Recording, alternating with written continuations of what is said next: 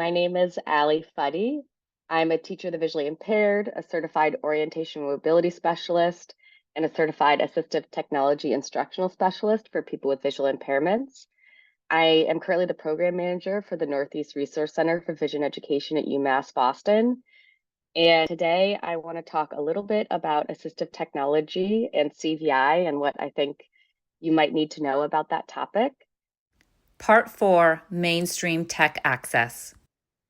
Hopefully, from the long amount of time that I spent talking about assessment, you have internalized that I think that understanding the assessment process is really important before we get into the tool talk.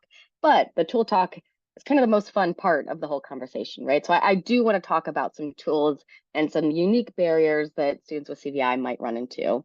So first, we're going to talk a little bit about mainstream technology access. So with mainstream technology access, I'm talking about technology that might be available in the school to all students. Some potential barriers that might be specific to kids with CVI and accessing those technologies that are available to all students are things like complex graphical user interfaces. And I will give examples of these in the forthcoming slides if you're not familiar with the graphical user interfaces, for example. Unpredictable visual environments, limited control of the presentation of text, limited control over the presentation of images, really abstract iconography, mouse that requires hand-eye coordination, a keyboard that requires robust motor memory and eye coordination, and a mouse and cursor that can be fast-moving and difficult to track. And this is not an exhaustive list. This is just some examples. So this is an example of a graphical user interface. And not to get too technical, but there was a time where all computers were just lines of codes and command prompt lines, and only people who kind of really wanted to get into the technical weeds of how a computer worked could use a computer. To make computers more marketable, companies had to start building what we call graphical user interfaces. That's basically the visual part of the computer that you see. There's lots of code behind that, but the visual part of the computer that you're actually interacting with that's supposed to make it quote unquote easier to interact with the computer is called the graphical user interface. So this is just an example of a graphical user interface for a particular software. Again, there's tons of code behind this graphical user interface. I think that this is like a grade, if I remember correctly, it's a grade entry kind of software that a teacher might use. And this is designed to make interacting with this data easier. Well, it might be unless you really struggle with visual complexity, in which case this is quite a difficult thing to interact with. This is an unpredictable environment. So what this is an image of is a screenshot of a website. Maybe you've taught the student to go to the website, they kind of understand what the layout of the website is, and pop, they get that little pop-up that comes up that says, put in your email address for 10 to 15% off of this product or whatever. So despite your best efforts, as soon as you're kind of on mainstream technology, students are going to find themselves in unpredictable environments and need to know how to navigate those environments. This is another example of an unpredictable kind of confusing environment potentially. So this is just the settings menu from Windows, Windows setting menu. And this is also kind of unpredictable presentation of text as well. So in this, you have to be able to, look at this and visually understand that if I want to move between the different setting areas, I have to go to the left side of the screen first, click whatever setting area I want, and then go back to the right side of the screen to actually change the settings that I would like to change. And so, that's a concept that, again, this is a graphical user interface. Microsoft has probably spent, tens of thousands, if not hundreds of thousands of dollars doing research on the best way to present this information visually that would just be sort of visually intuitive to somebody who doesn't have a visual impairment. However, if you do have a visual impairment, these concepts need to be explicitly taught. Here's unpredictable presentation of images. So this is, the TEDx website, really commonly used in schools for TED. You go and watch a TED talk or something once you're done with your homework. We have lots of images here, but they're different sizes and there's text on them. but they all kind of do the same thing. They all lead to videos. So being able to look at that and visually interpret what you're supposed to select. This is that abstract iconography that I talked about. So this is the Windows logo. It's probably pretty easily recognizable for most adults. But what about that really says Windows? This is just an icon that over time, we've internalized to have a particular kind of meaning, but there isn't necessarily like an intrinsic visual meaning to it, other than what we've kind of labeled the visual meaning to be. And so students are going to run into lots of this kind of abstract iconography, throughout their entire environment, but specifically on computers.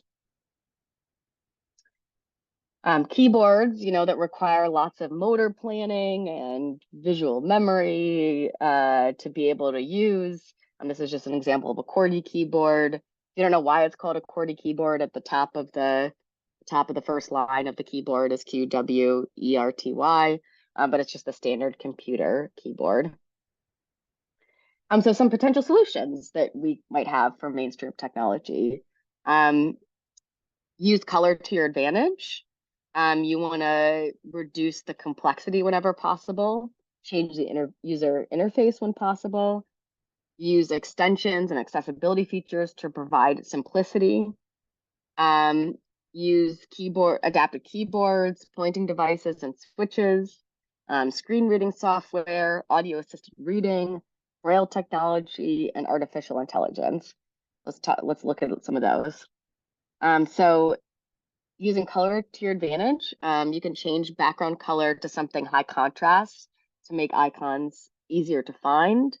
Magnification programs like zoom text allow color highlighting of cursor focus and pointer. You can also use extensions, software apps that highlight text as it's read. So here's some examples of that. This is just zoom text, but you can see some ways that zoom text uses color to help draw your attention. That wasn't designed specifically for children with CVI, but it can be beneficial to some students who need some extra visual anchoring to be able to trace what's happening on the screen.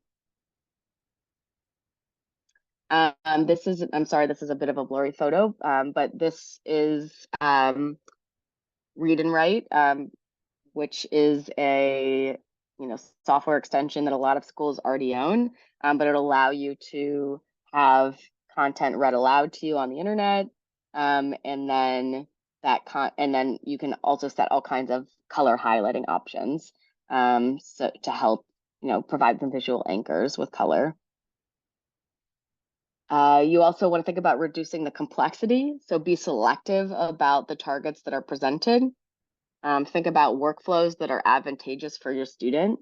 So if there's a document they need to return to over and over again, pin it on the desktop versus having the student open Microsoft Word, search through multiple folders to save file, etc. So here's an example of like 2 ways that you could have your icons presented on Windows desktop.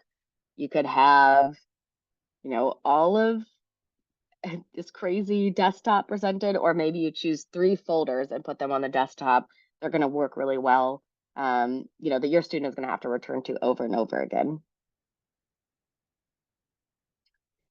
This is an app that is available on Mac and for iOS, for iPad and iPhone, called Voice Dream Reader. There's other similar apps for Android and other platforms as well, but this, so what you're seeing on the left side of the screen and the right side of the screen are 2 different ways that materials can be presented in this same app. So this is the same text, but you can really reduce the number of, this is like a PDF or something, or a book that's been imported into this app.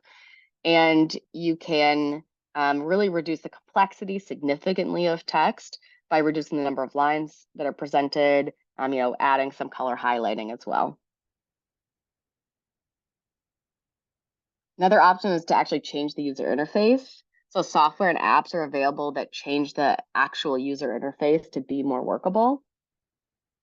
This is just one example. So this is Dolphin Guide Connect, and this is software that can be purchased. This is technology. They have a couple different uh, ways that this can be presented, and it's cross different platforms. But there's a TV version here, and then there's a tablet version. They also have a desktop version. But essentially, this takes the user interface and significantly reduces the complexity of the user interface. So you have some core functions you can do, like take notes and download books and send an email, all in this really controlled environment. You can also access the internet, but then you're out sort of in the internet environment. So this might work really well for a student that, being able to send an email would be a huge accomplishment for that particular student, and maybe providing this really controlled environment for them to do so would be the right thinking on the team's part. Here's just another example of a different program that does a similar thing. Of course, this is senior citizen here, because some of these programs, not so much Guide Connect, but some of these programs are actually specifically designed for seniors who maybe don't have a lot of experience with computers. That being said, they work, really well, oftentimes for some kids with CVI as well. You also want to make sure you're using extensions and accessibility features to provide simplicity. So this is just a little hack if you don't already know about this. If you have a phone or an iPad, you can open it up right now and open up Safari and go to an article. And if you, like open up an article on npr.com or something like that, and you hit the little lines that are going to come up on the left side of your address bar, it's going to immediately bring up a pretty visually customizable, simplified version of that article that takes out all the ads and photos and weird stuff. You can make the font larger, you can change the font type and size and the color. So that's just built in, it's already there. And people don't necessarily know about it unless they've clicked on it.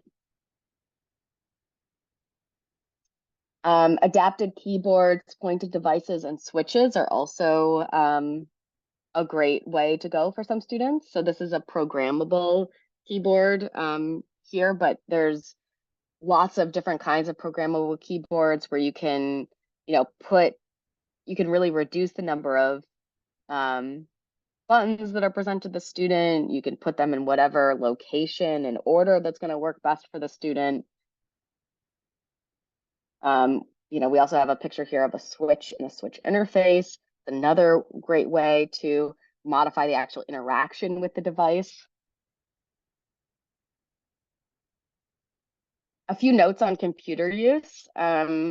Keep the computer in the conversation for kids with CVI.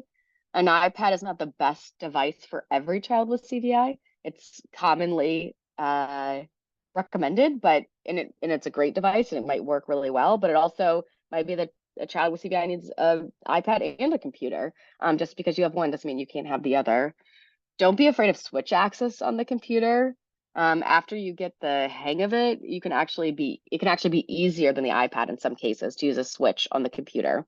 Think long term and not short term. So every child is really different, and every family is going to have different goals for what their child's life is going to look like post high school. But if you want to kind of get into the conversation and thinking around competitive employment, and the ability to be independently employed as a person with visual impairment, being able to use a computer is a pretty critical part of wanting to pursue that. So I just really encourage teams to at least keep the computer in the conversation and think through, for that individual student, is this the right fit or not? Find other videos in this series on assistive technology and CVI, and learn more about CVI at cvinow.org.